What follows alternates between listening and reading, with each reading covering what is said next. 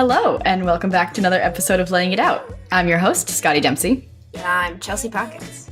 And today, for the meat of the episode, we have a little bit of Scotti Doesn't Know, a little bit of get to know our editor, Lindsay. They play for Raleigh Radiance, and so it's fun to sit down and talk to them about their experience playing Professional Ultimate, compare a little bit with Club, and also just get to know them in general. So before we get to that, Pockets has some exciting Frisbee updates. Yes, I do. I went to Fool's Fest this past weekend, so also if I sound like shit right now or a little sniffly, the weekend was a little physically rough. I was looking at my Fitbit and I did a lot of work this weekend. Let me pull up the stats. On Friday, 19,000 steps, 8.4 miles, 3,300 calories burned. Saturday, 17,000 steps, 7.3 miles. Then Sunday, 13,000 steps, 5.8 miles. So, wow. A lot of work. For anyone that doesn't know, Fool's Fest is a 3-day party tournament down in Virginia. But even though it's a party tournament, there is like some serious competition there. I was listening actually to this In the Fields Fool's Fest episode from 2019, and they mention a Philly team that I know a little well is Rabs Are Us, and they are just like generally the team you either have to beat or somehow work your way around in order to win this tournament. And I went with a Lehigh alumni team. We did not come close to touching them. Did you play them? We were in the losers. No, we did not play them. Thank God. We would not have done well. we were struggling on day one. So 3-day party tournament. We were like all hungover on the first day, so it was a rough start. Good. But yeah, tough competition. I think we got 27th overall. But overall, like really nice tournament. There's a beer garden there. And if anyone has experienced the Wildwood Beer Garden, it is nothing like that. It is so much better. The Wildwood Beer Garden, you are waiting in line for so long in the hot, hot sun and sand. But the Fool's Fest Beer Garden, you basically like you have your little wristband. You can just walk in. You maybe wait. There's maybe like 2 people in line in front of you to get a beer, unlimited beer. And you're just like in the little like kiddie, like cornered off section of the field, and you get to drink your beer and mingle with a bunch of other teams. So that was really cool. My other favorite part about Fool's Fest, also involving the beer garden, just the Fool's Fest coordinators, they like it if your team volunteers and does something at the tournament to help it out, and it helps you get a bid for next year. So our team volunteered at the beer garden on Friday. And that involved like checking wristbands, making sure people entering were actually like 21 or older, manning the exit, making sure no one was coming in through the exit, making sure people emptied their beers. And then also my favorite part was pouring beers from the beer truck. I felt you got to bartend. My little like bartender self. Yeah, I got to bartend. It was so much fun. That's so fun. Like, one, there were like people from all walks of my life, just my ultimate life. So I saw like a lot of old Philly friends, old peep show friends that were in the beer garden. I'd be like, hey, what you want? And I'm sitting over there in my big ass swag shades, like having a good time. And honestly, bartending might have been my favorite part of Fool's Fest. You were born to bartend. Yeah, it was a good time. I also learned this Fool's Fest that I cannot hang anymore. I am an old fart. We would like, our schedule at least was 2 games of Ultimate, maybe like an hour and a half in the beer garden, another game of Ultimate, and then beer garden till it shut down for the day. And then after all that, you would maybe get back to your hotel at like 7 if you didn't go out and get dinner beforehand. If you got dinner beforehand, you were getting back even later. You had to eat. You had to shower. I didn't take care of myself. And then I would just pass out. I like tried to hang out with people in the hotel afterwards and like drink and stuff, like, because it's a party tournament. But I would just like, one time I fell asleep fully in my ultimate clothes at like 9 p.m. because I was like, oh, let me just take a little rest, let the dinner digest, and then I'll go and join everyone later, and then passed out. And then the next morning came. Yeah, and I was like, oh, gotta go wake up at 7:30 a.m. and go play some Ultimate and scarf down like a Dunkin' Donuts bagel or something. Very nice. Well, I mean, it looked like fun, and like it was like from what I saw, it was like a whole squad of Lehigh people that like I've only really met either like through Peep Show or at Wildwood alumni. So I'm a little jealous. I'm not gonna lie. So maybe next year. Hopefully you guys get another bid. Maybe I'll get to worm my way in there. Okay, bet. I'm in. You've sold me. Twist my arm. Any other Frisbee life podcast updates to share with the friends of the pod that we have? I think as of recording this, the UPenn B team had their first tournament. I don't think I'm repeating myself here. But you know what? If I am, it's okay. Because UPenn had their first tournament. It was also down in Virginia. So I drove down and back to Virginia twice in 2 weeks. But yeah, I was coaching the B team for the first time. Completely solo coaching, which was a lot of fun at the tournament. B team, we didn't have a lot of didn't bring a lot of people. Just like I feel like a lot of B teams are kind of struggling after the COVID year. But honestly, like watching all the girls that did come improve over the course of the weekend was amazing. They got so much better. I think they kind of not fully grasped, but they understood like the concept of Frisbee a lot more because they were like just thrown into their first fully 7-on-7 game without any of the A-teamers involved. And that was really cool to see. And we did not get bageled. That's great. When we scored our one singular point on Williams, they looked so sad. And I felt so happy. We got so hyped. B team was screaming their heads off.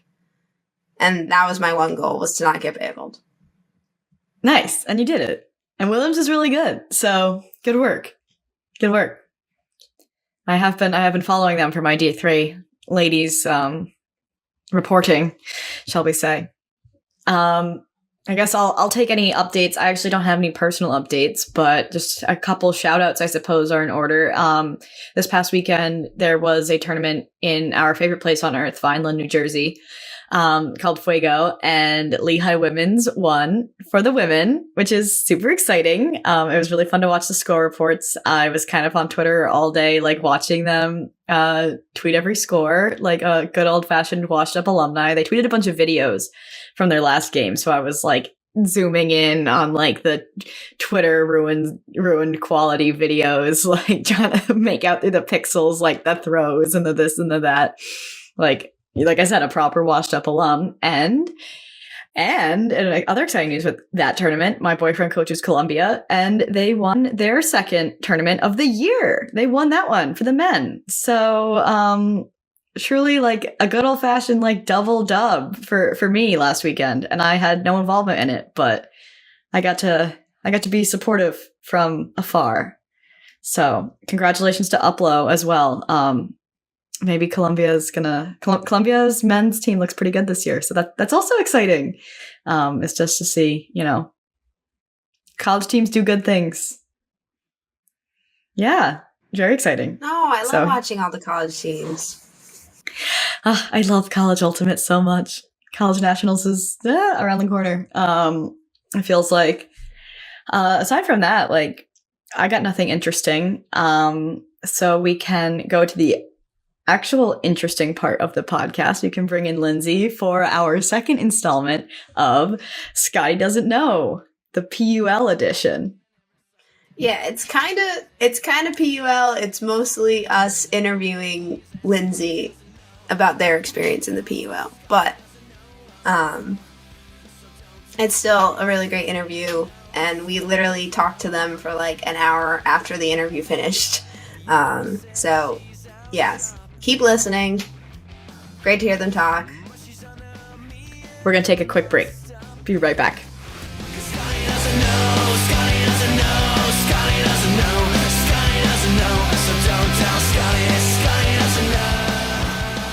All right.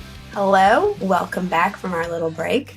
If you'll see on the screen here, or if you're an audio listener, we have a new friend with us, or not a new friend necessarily.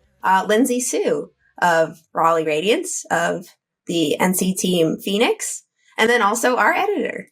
We were talking to Lindsay a little bit before we started recording. They know a lot about us. We know very little about them, and they are also like a much better Ultimate player than us. So we've been really wanting to do this interview for a while, where we just sit down, kind of talk about your experience with PUL and Ultimate experience in general. So welcome, Lindsay. Thanks for having me on, y'all. It's a long time coming. Yeah. We want to start out. Congrats on your win this past weekend against Atlanta Soul. How does it feel to be back playing professional Ultimate? It feels really good. It was really fun. The traveling is tough. We actually traveled down like same day as we played, so it was like a long, very stiff morning, and then it took us a little while to like kind of. We had a long warm up, which was good, but then we kind of came out firing. It's been really windy in North Carolina, so we've had a tough couple of practices where basically we all felt like we were really bad at Ultimate, but there was like no wind when we were playing, and we really just were very crisp and ended up taking the game pretty handily. So it was a good one. It felt really good to be back out there. Yeah, what was the final score? It was like 28-15 or something like that. You kind of crushed them. Yeah. I think it was 28-13. We over doubled them up. So they're a very young team, and they've got a lot of really good like talent there. They just aren't quite don't quite have the experience yet. So I'm sure they'll improve over the course of the season. Yeah. No, that's great. All right. So to kind of get started on this interview, I saw you had done this big Twitter thread a few weeks ago, maybe a week ago, where you were going through kind of thanking everyone that had helped you along your Ultimate journey. And I saw actually that your parents had played Ultimate, and I was wondering kind of how you started playing Ultimate and what kind of led you to your path here. Yeah. So my parents played back in like the 80s, 90s, 2000s. They were pretty awesome. They played together. They played separately on teams in North Carolina as well as in DC. And they also played together on a mixed team out of North Carolina called the Raleigh Llamas, which is no longer in existence. And they actually won nationals and worlds together, which was really cool. I was about 5 at the time when it happened, and I had absolutely no idea what was going on. I was just very excited by like the donut cart that was at the fields when it was happening. And, but yeah, they taught me how to throw from a young age. And, I slowly realized how cool it was what they did, and didn't really get into it until college. There weren't a whole lot of organized leagues when I was in high school in North Carolina. And so I played some pickup and stuff, but I knew going into college that I wanted to play. And I joined the team at Wake Forest in 2012, long time ago now. When I wrote that Twitter thread, I realized that it had been 10 years since I started playing, which feels crazy to me. And, from there I started and kind of just never stopped. Nice. Wow. That's so cool. We love a good mixed team meet cute for straight couples. Yeah, that's awesome. So now you've worked your way up from Wake Forest. Is it D3 or is it D1? It was D3. It was D3 through my junior year of college. And then my senior year, we had enough people in our school to be bumped up. Well, not enough to be bumped up. We were forced to be bumped up. Yeah. And we ended up playing in the D1 division but it was kind of a disaster, and we got absolutely smushed by all the D1 teams. So, if I had my way, it would have stayed D3, but they're D1 now, and they're still kicking, and I am somehow still in the Wake Forest women's team group me, and so I still see them like posting the pictures from tournaments and stuff, which is really cute. So yeah. Yeah, Gravity, the Lehigh women's team, has a group chat that has been running. There's like 100 members in it now, and it's just like people that I've never even met are in it, and it's just fun to check in and see what the team's doing. Yeah, older than us and younger than us now. Haven't met like any of the freshmen. So that makes me feel old. So you've been kind of doing this women's Frisbee thing for a while. I guess we'll just kind of get into the whole PUL aspect of the interview. What do you like specifically about the PUL? Like, how does it differ from club, and all those little things that Scotti doesn't know? Yeah, so the PUL is a really cool opportunity. I think something that I really love about it, and which I think a lot of people that I play with love about it, is the single game format. Like, it makes a huge difference to be able to, both mentally and physically, to prepare for one game that you're going towards. You know that your body can handle one game versus if you have to play like 7 games in a weekend. It's a very different mindset. The games are also significantly longer, so I was talking to somebody on the sideline, and they were like, wow, this feels like we've been playing like 3 games already, because it's been going on for like 2 hours probably. So it is kind of like an endurance event, but it's only one. And it is really fun to just get to go out there and like play under the lights for the most part. I also really love that. It's like really fun to have fans like cheering for you. Like in Atlanta, they had a ton of people out there, which was great. And every time they did anything, like they were super rowdy and they were super excited, which is just like, even though it was not for us, it was really cool to get to hear that happening. And it's, we're going to have 3 home games this year. I'm hoping that we're going to get the same kind of deal from our Raleigh fans. And yeah, it's just like, it's a very different experience. And you feel like, you're doing it for someone other than just yourself, other than just for your team. And I really like that experience. I know last year the PUL did those little championship weekends because of the pandemic instead of like an actual full out season. Do you prefer like a 1 game a week type thing, or would you prefer playing like 3 games in a weekend and having like little exhibition tours throughout the season?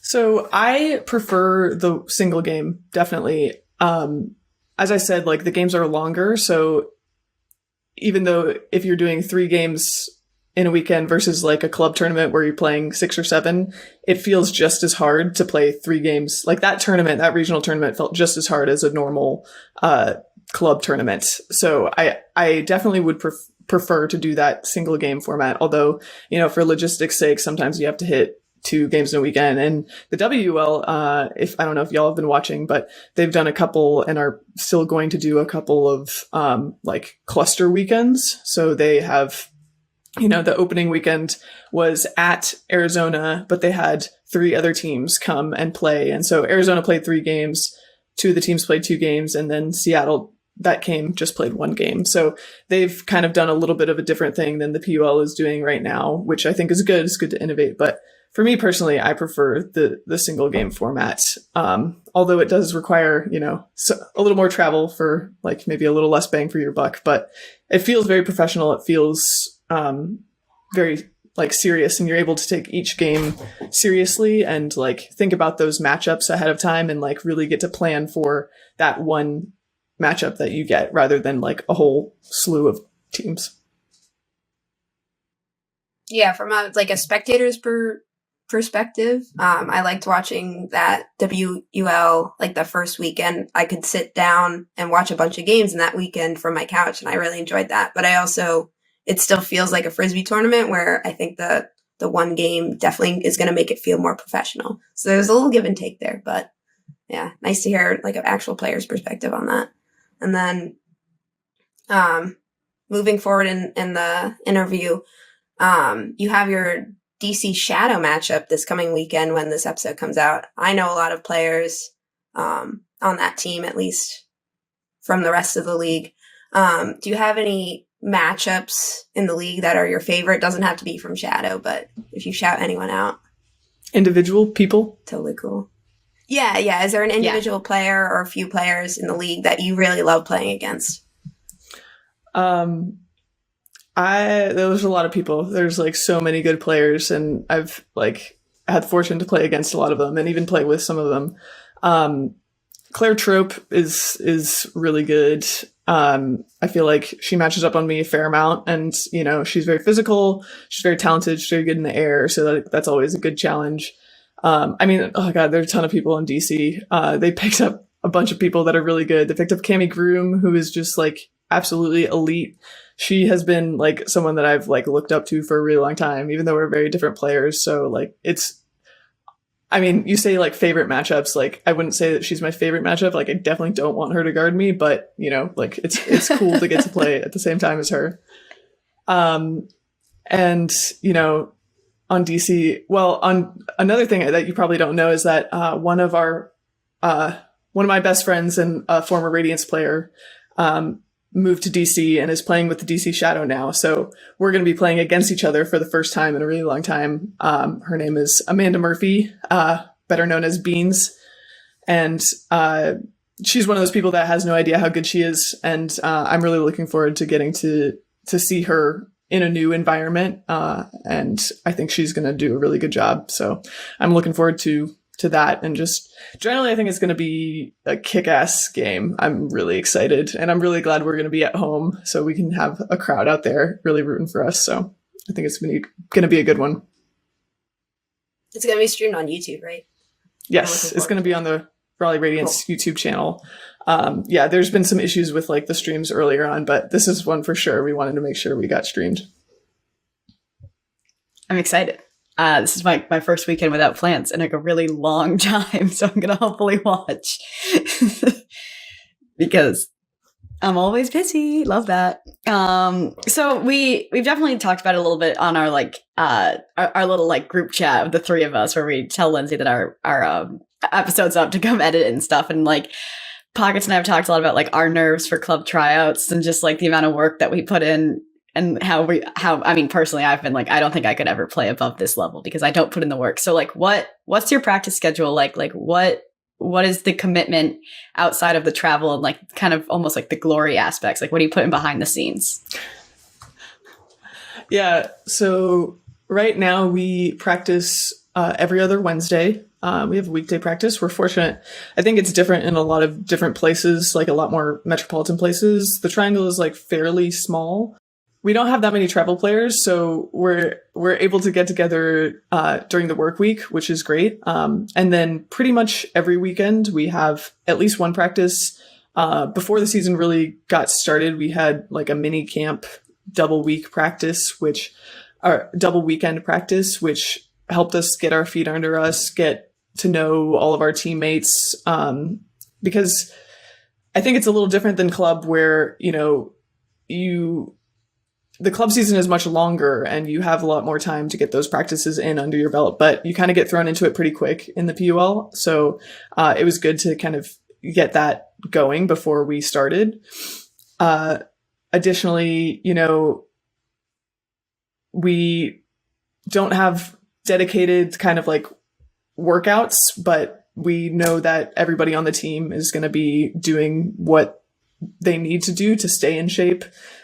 For me personally, I do like 1 to 2 sprint workouts a week. I lift twice a week, depending on like when my game schedule is. I do a throwing workout every week outside of practice. And, you know, for me personally, I'm trying to be like the best player that I can be. You know, some people are a little like busier at times, and, you know, we all understand that this is not our primary like source of income, certainly, and not everyone's primary focus like at all times. But, you know, the Radiance is definitely a team that is trying to be the best. And so everyone is really dedicated to getting better. And so everyone really puts in a lot of work outside of outside of practice as well as during practice. How do you kind of manage and balance that personal training schedule? Because I know professional, there's a little bit of overlap with the club season, but it's still, like you said, it starts pretty quickly. It starts earlier than club. Do you ever really have an off season? And how are you taking care of yourself, like physically and mentally?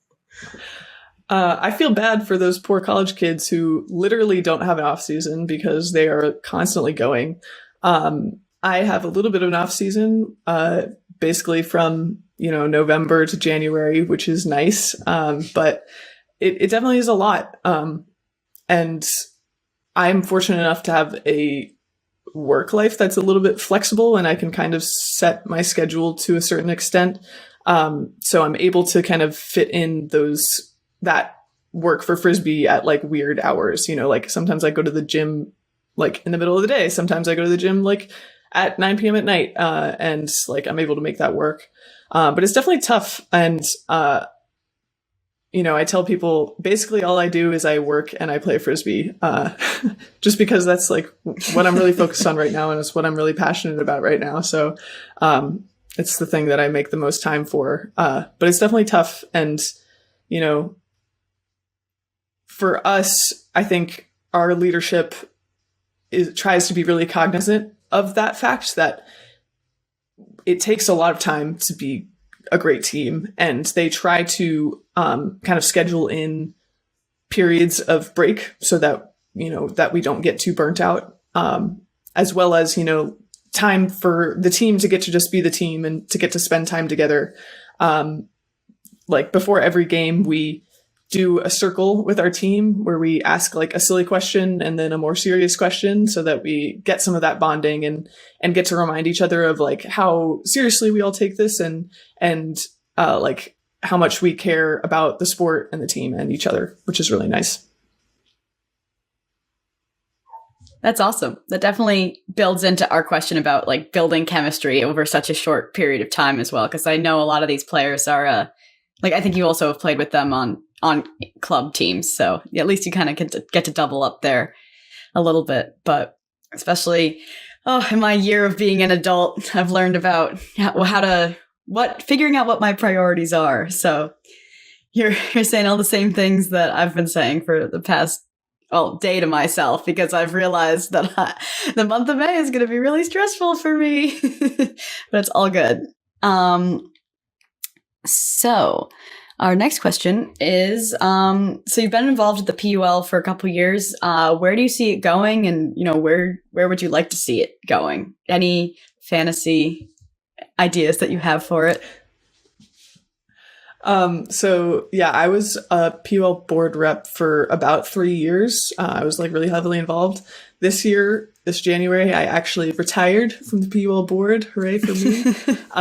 I'm really lucky that we kind of started to build up a much more, like robust group of leadership in the Radiance. So I was able to kind of like delegate some of those responsibilities to other people so I could focus more on my like career outside of Ultimate, which was nice. So Tyler Smith on the Radiance, who's like one of our captains, is now our PUL board rep, and she's doing an awesome job.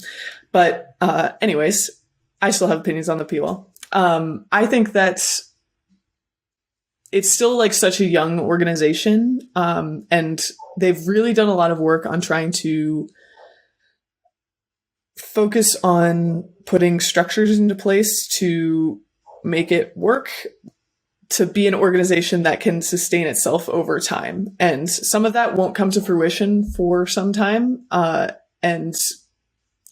So it's still kind of like there's like a ton of growing pains. And there's also just not a lot of money in this right now. And it's almost entirely volunteer based. So there's like for sure going to be growing pains that happen. What I would love to see is like, this is really, we've been around since like 2019, but this is only our second real season. And so like, I'm really hoping that this season is going to go well, and like, we're going to gain fans and continue to like have people be excited about it, because like, we have to grow our fan base and we have to grow the interest in order to continue to sustain ourselves. So that's like the thing that I'm mostly focusing on both for like the Radiance itself, as well as the PUL. And like, I think the way that we do that is by focusing on like highlighting those players that are really great, highlighting the teams that are really great, trying to make it as visible as possible. The league also has done a ton to try to put like good foundations into place about racial equity, tried to bring players of color into leadership, which I think will make a difference in the long run of how the organization is run and continues to exist. So that's one thing that I am like really grateful that the PUL has invested in. But I mean, it's hard. It's hard to be like a fledgling league in a sport that's just not that big yet. If y'all are too young to remember these times, but like when the AUDL started, it was a complete shit show. So I'm just grateful that we have been able to put on like decently entertaining games and like have been able to have a complete season, and hopefully we're getting onto our next complete season without too much turmoil. So that's kind of where we're at right now. Yeah, do you ever see maybe the two leagues combining, PUL and WUL, forming one super league? I mean, I feel like that's like the natural next step. You know, I mean, not next step as in like next year, but for like long-term growth, that seems like that will be where it's happened. There have been some talks between the two leagues, you know, potentially doing events together in the future, which I think would be really fun. You know, like I really like playing in the PUL, and it's great and it's competitive, but you know, it's not as competitive as it could be just because we don't have the whole country in the league. So for me as a player, I think it would be really fun to combine the two. It is very logistically difficult. You know, it's hard enough to have one league with half the number of teams. It's going to be even harder to have two leagues. There are different rule sets in the two leagues right now. So, you know, when you combine, it's going to be, you know, difficult to discuss which of those rules should stay. I definitely have my own opinions. I do not want to go to a 7-second stall count. I don't like that idea. But, you know, that's probably less important in terms of the whole organization of the league. That's just from me, from a player's perspective, what I think about the most. But yeah, I do think that there's potential there. But, you know, the organizations are vastly different in how they're funded and how they like kind of structure themselves right now. So I don't think that it's going to happen anytime soon that will like officially be combined, but there certainly is not an antagonistic relationship between the two. So like we're not competing against each other. Unlike the AUDL and the MLU back in the day. I do think that is where it will eventually go. I just don't know when. Yeah, I think everyone that's a fan of one league is definitely like a fan of the other. I just want more professional women's ultimate if I can. Yeah. Do we want to dive into those rule differences? We could really make this a Scotti doesn't know, because Pockets also doesn't know. I looked at the PUL rules before this, and I was kind of like looking at the timing and stuff, but I didn't see many like rule variations from like club. Is there a lot in the WUL that's different? So there's like not a ton, like, you know, it's still a game of ultimate. The biggest difference between pro and club right now, both in the men's and the women's side, is that it's a timed game, obviously, which can be a little funky feeling. And the big difference is that, you know, for both the WL and the PUL, for most of the time when the quarter ends, it's instead of like a buzzer beater as it is with the ADL, it's once the buzzer sounds and the time runs out, whoever has possession of the disc has one last possession to try to score. So if you score, great, the quarter's over. If you throw a turnover, if the other team gets a D, then also great, the quarter is over. The difference between the PUL and the WUL is that in the PUL, the last quarter ends in a buzzer beater. So quarter 4 ends in a buzzer beater, time runs out, you gotta huck and hope. In the WL, it is still doing that last possession thing. So that doesn't make a big difference most of the time, because most of the time there's a larger margin between the two teams at the end of the game. So it doesn't make that much of a difference. But, you know, if you're tied at the end of the game in the PUL, like, you're going to try to, like, throw a huck and catch a buzzer beater.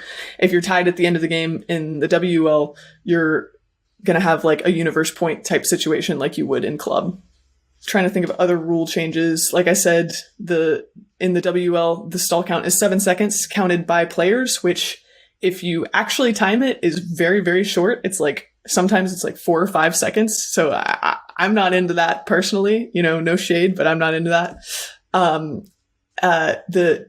The PUL is a 10-second stall count, which is also counted by the players, versus the AUDL, which is a 7-second stall count, which is counted by referees. So that ends up being like closer to, like, a 7-second stall count counted by referees is closer to a 10-second stall count counted by players, because players tend to count faster. We're all bad at counting. I'd like to think I don't fast count, but okay. So it wouldn't be like major differences. Would you want to play with refs? I don't mind the self-refereeing. I like observers. One change that I would like to see that when I was on the board, I pushed for, but it never happened, is that players still make the calls, but if it's contested, it immediately goes to the observer. I think that it would just, like, speed things along more, you know. Technically, there's a 10-second limit to the time of, like, talking about the calls, but it still takes a while. So I think that would help with the watchability a bit, and it would be a little less confusing for fans as they're watching. They don't have to be like, huh, what's going on? You know, because we're supposed to use hand signals, but everyone forgets to use hand signals. So, I think that, you know, when I watch the AUDL, obviously referees make it go faster, but, you know, the field is too big right now in the AUDL for the refs to get everything, and there's not enough refs. So, like, sometimes they're gonna miss, like, they're not just can't see everything that's happening to be able to, like, effectively call those like fouls. So I think that it makes the most sense, and it's the fairest for, like, players to call their own fouls, so that, you know, like, you can kind of dictate the level of, players themselves can dictate the level of intensity and physicality that they want, but that there still is a, like, third party that's, like, there to, like, bring down a ruling and keep it moving along. Yeah, makes sense. Scotti, did you have anything else you wanted to ask?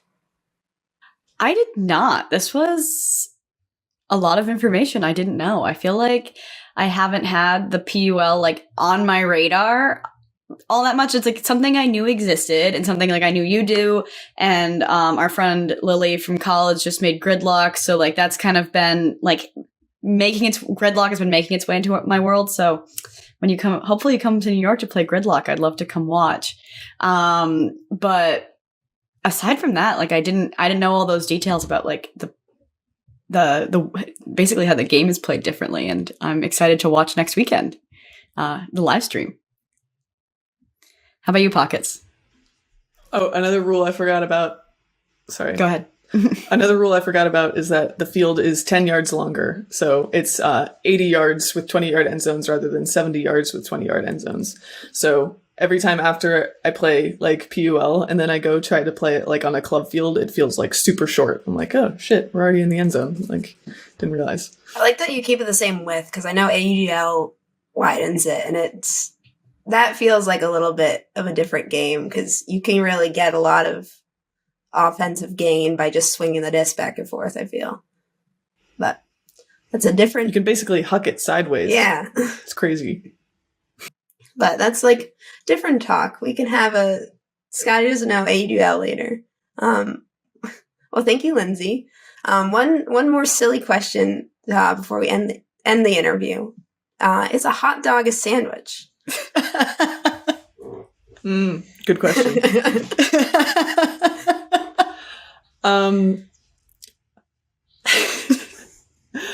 First of all, I would like to say that I love hot dogs. It's a weird take of mine, but like hot dogs are like one of my favorite foods. I'm gonna say no. Hot dogs are their own thing. Cool. Are hot dogs a taco? They're I special. respect it. Did you know? Oh. No. Also no. Anyway, Definitely not a taco. think about it. Well, it's been lovely to have you, Lindsay. No, don't think about hot dogs and tacos. Get away from that. But thank you for coming on, Lindsay. Yeah. Super happy to be here. Thanks for having me, y'all. And I'm going to plug myself real quick. So yeah, if anybody's in the Triangle, please come out to the, our home game versus DC Shadow on April 9th, at 6 p.m. And if you can't come, you can still watch us on stream at our YouTube channel, Raleigh Radiance. So yeah, check us out. Follow us. Sounds good. Yeah, I'll definitely be watching.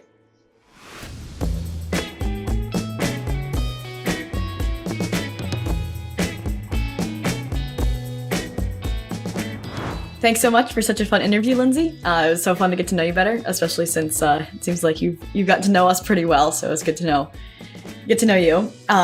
You should make sure to go check them out with Raleigh Radiance as they play DC Shadow this weekend. After this episode comes out, it will be live streamed on the Radiance YouTube channel. So it is free for you to go watch, which is very exciting. If you are a subscriber, come check us out in the PS zone. We will cook up something for that little 15-minute segment, TBD on what it is. It's a surprise. If you want to get in contact with us, we have an email, layingitout@ultiworld.com. We are on Instagram, but don't ever post enough. Laying it out with dots between the words, and on Twitter at laying it out with underscores between the words. That's how to, get in contact with us, PNS. So, for laying it out, I've been Scotti Dempsey. I've been Chelsea Pockets. And we'll catch you on the flip.